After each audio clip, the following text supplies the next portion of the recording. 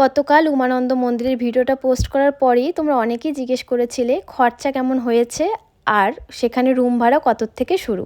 আমার বাড়ি কোচবিহারে, তাই আমি নিউ কোচবিহার স্টেশন থেকে কামাখ্যা জংশন পর্যন্ত ট্রেনে গিয়েছিলাম। ট্রেন ভাড়া ছিল 105 টাকা করে।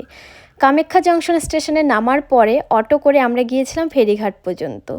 সেই ভাড়া নিয়েছিল 50 টাকা করে জনপ্রতি। তারপর আমরা ফেরিঘাটের পাশেই একটা রুম নিয়েছিলাম। রুমের ভাড়া ছিল 1000 টাকা। শুধুমাত্র স্নান করে একটু রেডি হয়ে বেরিয়ে এসেছি, যেহেতু আমরা রাতে থাকবো না সেভাবেই কথা বলে নিয়েছিলাম।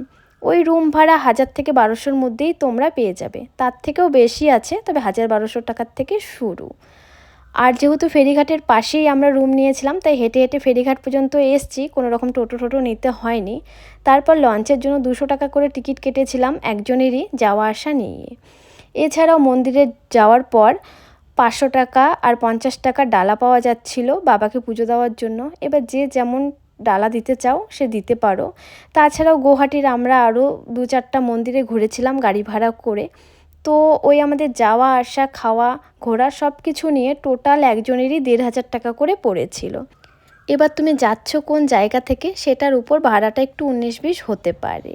আর আমি গুয়াহাটির বাকি মন্দিরের ভিডিওগুলো এখনও পোস্ট করিনি, তবে খুব তাড়াতাড়ি শেয়ার করব তোমাদের সাথে।